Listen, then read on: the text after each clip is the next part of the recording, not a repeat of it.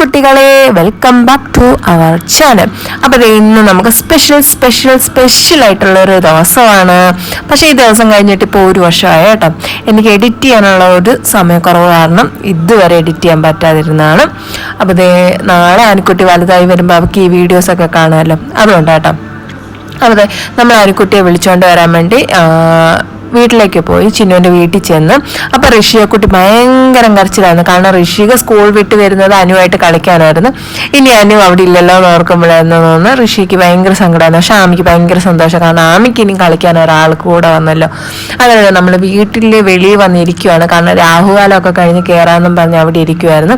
അങ്ങനെ പിന്നെ മണിയമ്മച്ചി വന്ന് രണ്ടുപേരെയായിട്ട് അകത്തോട്ട് കയറ്റാൻ പോവാണ്. അപ്പം ആമിക്ക് എക്സൈറ്റ്മെൻറ്റ് കുറവില്ലാണ്ട് ഭയങ്കര സന്തോഷമായിരുന്നു. പിന്നെ ഋഷിയുടെ കരച്ചിലൊക്കെ കുറച്ച് മാറി, കാരണം ഒരാഴ്ചയിൽ ഇടയ്ക്കൊക്കെ കൊണ്ടുവന്ന് നിർത്താന്നൊക്കെ പറഞ്ഞപ്പം ഋഷിയുടെ കരച്ചിലൊക്കെ മാറി. അങ്ങനെ സമയമായപ്പോൾ മണിയമ്മച്ചി അകത്ത് പോയി ആരതിയൊക്കെ എടുത്തുകൊണ്ട് വന്നിട്ട് ആരതി ഒഴിഞ്ഞ് അകത്ത് കയറ്റുക കേട്ടോ. എന്തോ ഈ സമയം ഭയങ്കര എക്സൈറ്റ്മെൻ്റ് ആയിരുന്നു. ഞങ്ങളെല്ലാവരും വീഡിയോ കോളൊക്കെ ചെയ്ത് കാണിക്കുമായിരുന്നു. കാരണം 3 മാസം കാത്തിരുന്നു കേട്ടോ ഈ കുട്ടിയുടെ വരവിനായിട്ട്. ആമിക്കിനും കളിക്കാൻ ഒരാളും കൂടെ കൂട്ടായല്ലോ എന്നുള്ള സന്തോഷം കേട്ടോ ആമിക്ക്. പക്ഷേ അവരുടെ വീട്ടിൽ ഭയങ്കര സങ്കടം, കാരണം 3 മാസം അവരുടെ കൂടെ ഉണ്ടായിരുന്നതല്ലേ. അപ്പോൾ അതേ നമ്മൾ സ്പെഷ്യൽ ഉണ്ടാക്കിയിരിക്കുന്ന റൂമിലേക്ക് അവർ കയറി. അനുവിന് പിന്നെ ഒരു എക്സൈറ്റ്മെൻറ്റോ ഒരു റിയാക്ഷനോ ഒന്നും ഇല്ലായിരുന്നു. പിന്നെ ചിന്നു കുറച്ച് സന്തോഷമായി, അത് കണ്ടപ്പോൾ എനിക്ക് സന്തോഷമായി. അങ്ങനെ കേട്ടോ നമ്മൾ പ്ലേ ജിമ്മ് മേടിച്ചിരുന്നു, ഓൺലൈനിൽ ആമസോണിൽ നിന്ന് മേടിച്ചാൽ കേട്ടോ.